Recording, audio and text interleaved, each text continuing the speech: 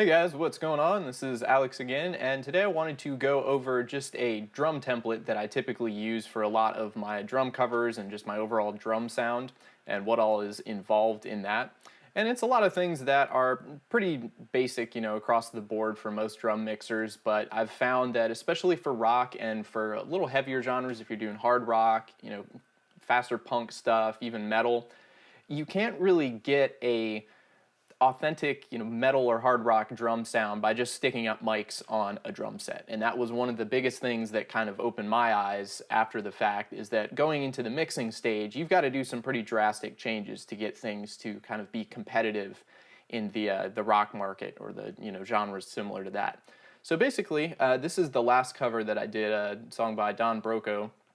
So first I'll let you guys hear it, the finalized version with just the drums on there, everything being mixed, and second I'll let you hear everything without all the effects, EQ, compression, reverb, that kind of stuff on it.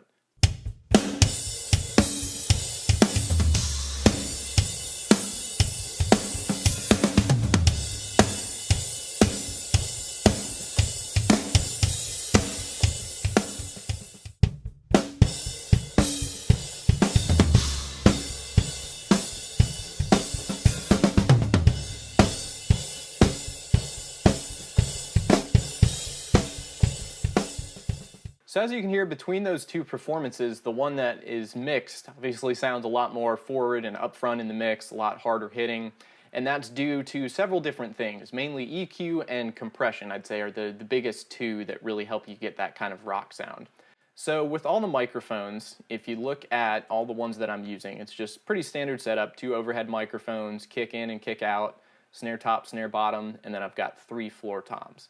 I also use some room microphones or some fake rooms, which I've got another video kind of explaining that. Really all that is just Universal Audio, the Ocean Way Studios plugin to make a room, because the room that I'm recording in doesn't have a great sound. It's not bad, but the Universal Audio one sounds a lot better, so I use that. So what I'll do first is balance the levels between everything. So with this, I've got my 2 kick microphones. The kick in is just a Shure Beta 91, and the kick out, I believe for this one I was using the Sennheiser MD421.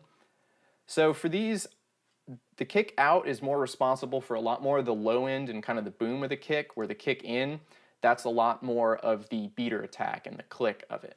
So with this, if I solo these, that's the kick in, and that's the kick out. And these are all, with no effects or any processing on. So to blend those two, I try and basically get a good adjustment of what I think, and this depends on the song, is good for the mix of the attack and the overall kind of shape of the low end of the kick drum. Now the overheads, these are just the whole kit.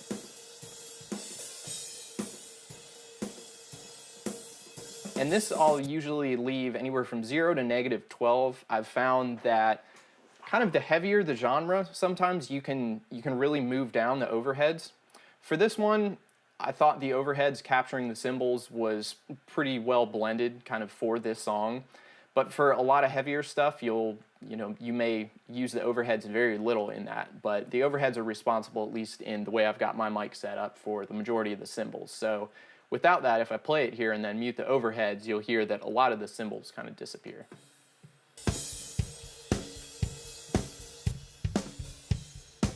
And not only that, you lose a little bit more of the top end, especially on the snare.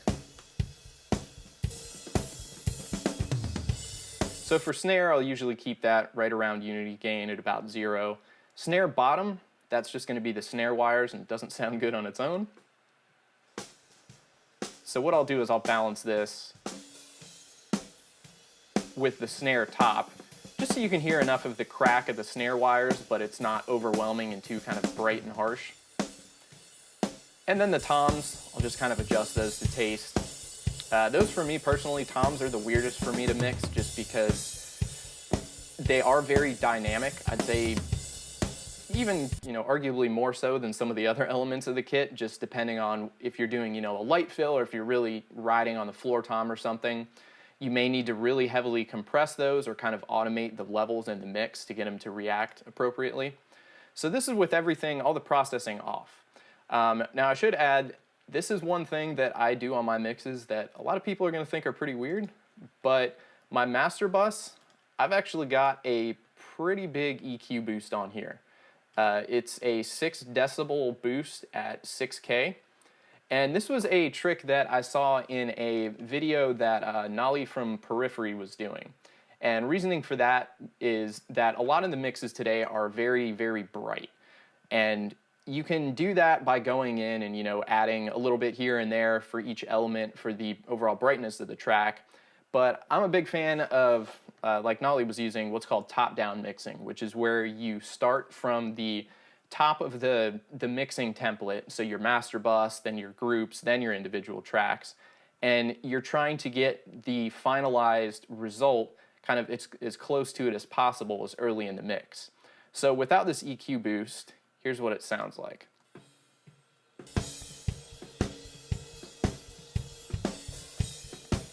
And if I turn it on,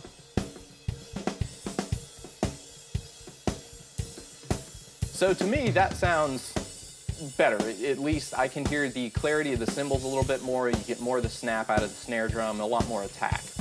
Now, the downside of doing this is you do have to watch out for, really, really harsh frequencies. If you've got, overhead mics, if you've got some, cheaper overheads that are pretty harsh and already have a spike kind of in this treble range, this may not always work, but you can always kind of EQ that out of the overheads beforehand. And I've also got a Universal Audio, the SSL bus compressor. And this is just at the end. This is what I do on all my mixes. It just kind of does usually around 2 decibels of gain reduction on here, just to kind of glue the mix together. Glue compressor is what it's called in, Ableton, their version of it. Waves makes a version of this as well, but I just prefer the Universal Audio one. So what I'll basically do is I always have the EQ up, and then I'll go through and on my drums bus, I've got the Universal Audio API 2500. So with this, if I turn it off, here's what it sounds like. And then on.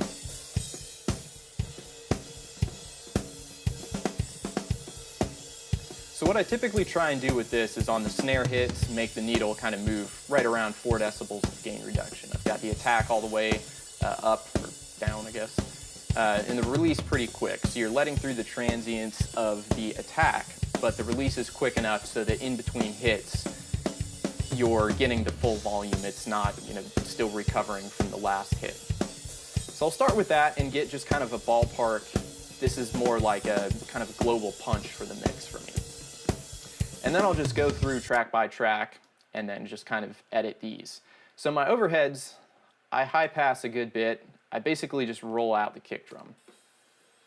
So there you can hear the kick. And then I'll typically just move this up so you don't get the low end of the kick, you get a little bit of the attack or so.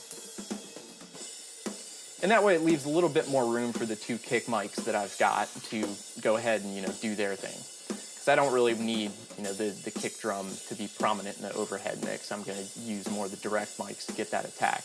And I've also got, on the microphones I'm using, the AKG 214s, I've got those high pass at 80 hertz as well. So it's also doing a little bit of low end rolling off on the initial capture. And then I'll just use just a stock Ableton compressor. What I do is I set this so that it compresses just a few decibels on the snare hits. Reason for that being, when it compresses the snare, you can add a little bit more kind of forwardness to that snare. And I've also got a video up on just rim shots and why that's kind of important in the context of overheads, so you can check that out too. But that's basically my overheads, nothing too fancy or out of the ordinary there. Now my kick in, this is responsible mainly for the attack of the kick. This is a Shure Beta 91 that's inside the drum and kind of pointed right at where the beater is hitting. So for this, usually roll out up to about 80 hertz or so, because I don't need a lot of the low end out of this. It's got, some around 100. And I notch out around 300 to 400. For the drums I'm using, this frequency is kind of weird sounding to me, so if I turn this up, it's almost like that little basketball frequency that kind of sticks out. So what I'll do is typically I'll go through and really boost this EQ, find out where that sound is most prominent. It's right around there, and then just, you know, duck it out. So it's not, you know, completely gone, but it's not really there in the mix. And then I'll just roll off a little bit of the high end, which I don't think is really doing a whole lot, but it's inside the kick drum. You don't need anything really above 10K anyway. And then second for that, I'll use the SSL channel strip. And this is where a lot of the, you know, kind of processing is. And you'll see for most of this template, the EQ that I use first is usually a subtractive EQ. I'm taking out frequencies that I don't want to hear in the mix. So on this SSL channel, the big thing, let me turn off the gate, is the EQ on here. I'm adding a pretty significant amount of, you know, 8 kilohertz, about 9 decibels. So without that, sounds all right. But with it, you get a lot more of that kind of snap and the beater attack. I'm also, let's see, not doing anything on the high mids. The low mids, sometimes I'll roll off around 300. This particular one I didn't. Usually filter out a little bit more of the low end and the high end. But again, that's usually reliant more so on the first EQ. And then I do compress it usually around, I aim for each hit to compress it around 3 decibels. Occasionally it'll go up to 6 if I'm really laying into the beater, but typically it's right around 3. And then lastly, I'll actually gate this, which just means in between hits, it's turning the volume down. Now this sounds kind of bad on its own, but in the context of the mix, you're not going to hear, you know, this kind of being muted off and on. So that's the kick in. Now for the kick out, pretty similar stuff. EQ it. Kick out, like I said earlier, is more for the low end of the boom of the kick, so I don't do any real high passing on there. I've done a little bit more kind of sculpting out some frequencies I didn't like on the low end here, and then boosting just a little bit more, again at 6K, on here just to make it a little bit more present. And then lastly, since I'm not using the SSL channel on this, I'll just compress it a little bit just to do a few decibels of gain reduction to keep it a little more consistent so that it's in line with the kick in mic. So between these two, that's what that sounds like. So it's giving you enough of the attack of the beater, but it's also capturing the low end on there. And then if you put that with the overheads,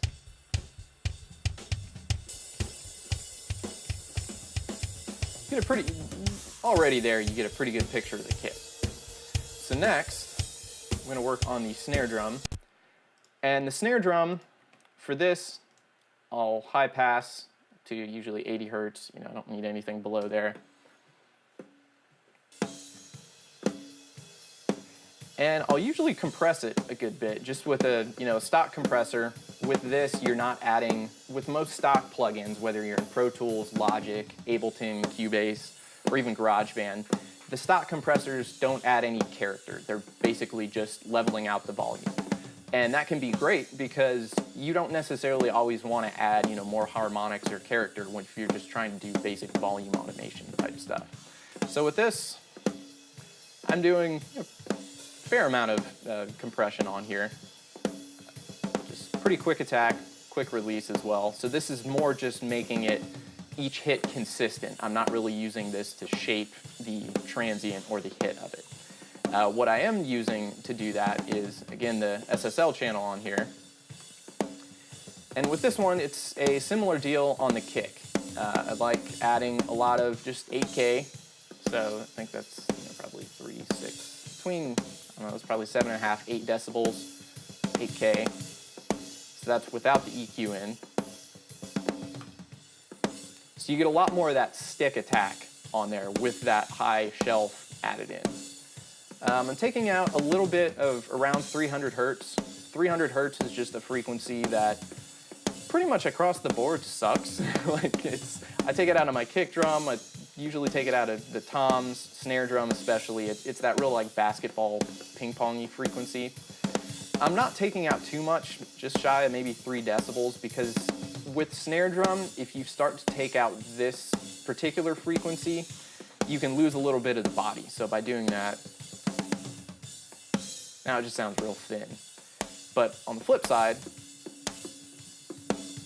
that doesn't sound good at all. So just kind of, split the difference and do a little bit just so it's taking it off and it's not taking a whole lot around it with the, Q shape on here. It's just taking out that frequency. Then I'm also doing a good bit of boosting at around 100 hertz. So without it, and then with it. And that just adds a little bit more body as well. And then similar to the kick drum, also doing the same kind of compression where it's doing about 3 decibels of compression on each hit. And then I'm using the gate so that if I do, with this you can really hear, the cymbal bleed from the snare mic. So with the gate, in between hits, I'm turning down the snare signal, about 6 decibels or so. So without the SSL channel strip, and then with, so that's kind of what that sounds like. And really I should gain stage this a little better because it's peaking, but whatever. So right now this is kind of where everything is at.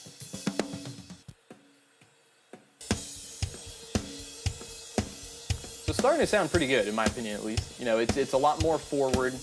It's got a little bit of punch to all the different elements and you can really hear everything fairly equally. So after the snare, I'll go to the snare bottom. And snare bottom, I really don't do a whole lot of processing to because I'm not relying on it in the mix. It's really just there to add a little bit more snap from the snare drum. Because if you're listening to snare without it, you're not really getting a whole lot of that snap, which can work on certain songs, but with the snare wires, especially if you're doing like buzz rolls or little ghost notes, the snare bottom mic can really help bring up more of the sensitivity of that snare. Really all I do on this is high pass it. I'll sometimes EQ it if I'm listening to it and a particular frequency is sticking out. You do want to try and flip the phase because most times since you have the microphone on the top and the bottom, when you're hitting it, the waveform is actually going to be hitting the bottom microphone at a different time than the top microphone. So you want to flip the phase and make sure that the waveforms are kind of aligned with each other. So with this one, you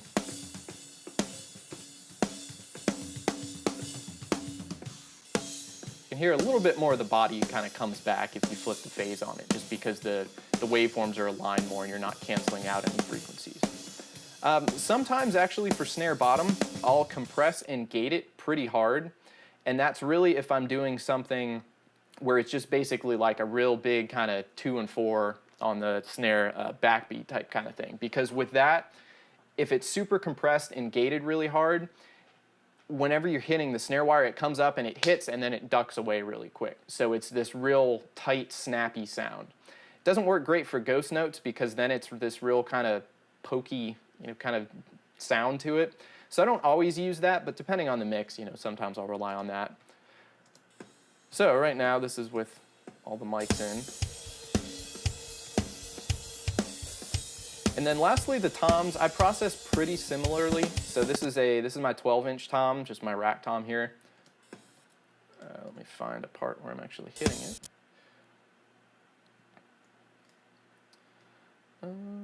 Let's do here.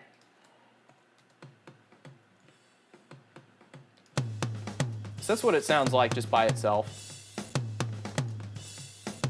I'll typically add some low end in here just because rock toms sound pretty, big and thunderous. So I'll boost the low end a good bit on there. Maybe a little bit on the high end, and then again, I bet this is about 395, dip out a little bit of the mids there. And then the smaller the tom, the more I'll high pass it, just because you don't need any of that low end down there. It gives you a little bit more headroom in your mix, I guess. And I'll also gate these. Now, in this session, for whatever reason, I typically just leave, the toms. Actually, it's probably better if I loop this here. So if I go through here, you're hearing the tom, but you're also hearing the rest of the drums. So what I'll do is I'll stick a gate on there. So it's turning down the mic, and it's only letting it up in volume when I'm actually hitting the tom. And that cleans up a lot of the extra noise, especially on the floor toms. And then lastly, I'll compress it. And toms, I usually compress fairly hard. I'll even do like, an 8-to-1 ratio. With toms, as I said, those for me are the weirdest to kind of go in and mix. So if you compress them hard, you want each hit to kind of be the same on there. Floor tom, so my 14-inch floor tom, on both of these I was using an SM57 or 58, the same mic anyway. So did the same thing. I think I may even have just kind of copied and pasted the EQ curve on here. And then again, you do a gate where you don't want it real reactive if you're doing, like on here I'm actually kind of riding on the floor tom. And then just a compressor. And then my 16-inch floor tom, this I was using a Beta 52 by Shure on here. Yeah, I think I did just copy and paste the EQ curve on here. So again, I'll gate this and then compress it. But where this gate comes in handy is, so on this passage here, the gate's off. This is picking up the right side of the kit from a Beta 52, which is more of kind of a mic that captures the low end. So none of this is useful, to me at least, in the mix here. So, and especially when I'm hitting the China or the ride cymbal on the right side of my kit where this mic is, it's picking up a lot of that. So I can either edit this out, where it disappears completely, or you can gate it, which is kind of just an automatic way of doing it. And then when I hit it here, then it releases it. So I think for this song, the take I ended up going with, I usually do 1 or 2 takes on the drums and everything. I went through and manually kind of cut out the parts that weren't being played. The only reason I can think of for that is because maybe the gate was triggering kind of weird on certain parts. But with that, basically if I solo the toms here, and you can see that I've got them panned out,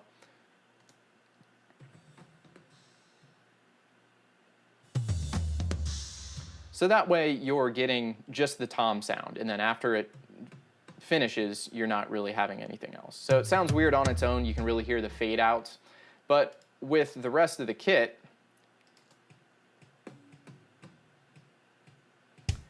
you can't tell that, oh, all of a sudden he edited out the tom track and it's not there anymore. So that's a real kind of handy trick just to do on those ones. And then lastly, what I'll do is turn on these room mics, and again, I think I've just got kind of the stock, preset on here.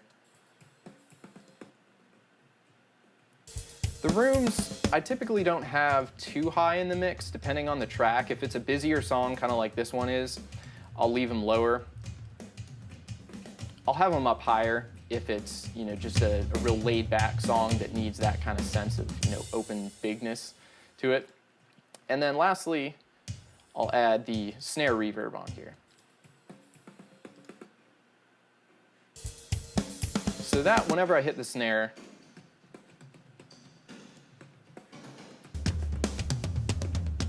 snare direct mic, since they're a few inches away from the snare drum, you don't get a lot of that sense of space from them. So they can sound kind of static and pokey in the mix. So there's 2 ways to really fix it, or 3 ways, I guess, at least. You can add in the overheads, which the overheads being, I think I have them about 4 feet above the snare drum. They give you a little bit more sense of space, but you may not want to have the overheads that high in the mix. So you could try the rooms as well, and get some of more of the ambience from the rooms, or you can send it to just the snare drum reverb, which apparently I have something else going with the snare. And basically what that is, I'll just isolate, there's a snare. So the snare reverb, I'm using the Universal Audio EMT plate reverb. Usually have it about a 1-second decay. Plate reverbs are great on snare because they're kind of bright, and that can really help the snare kind of poke through the mix. So if I solo the snare, that's what it sounds like with the reverb, and that's without. And I'll even exaggerate this. So with, and without. And for this one, I've actually got some automation in here because like the first, from what I remember, the first snare hit sounded like a lot bigger, so I've got the reverb really exaggerated on the first couple hits in the chorus, and then it just goes down to a more normal volume. So that's pretty much the template that I use for most of my my mixing. Again, I'll start out with that template and then just kind of tweak it depending on the song. But most of the stuff I work on is kind of, you know, rock stuff like this anyway, so this wouldn't necessarily work if I was doing a jazz track or a country track. But again, I wouldn't probably use this template for doing that. So this is more of just a rock template that I've found is pretty helpful. Again, nothing too out of the ordinary, just, you know, some global compression on the drum track. There's, on the master bus, I'd say the biggest thing is just this EQ. And then I've got just the SSL bus compressor on here as well that's kind of doing a little bit more compression just in the whole mix. So usually up to about 2 to 4 decibels.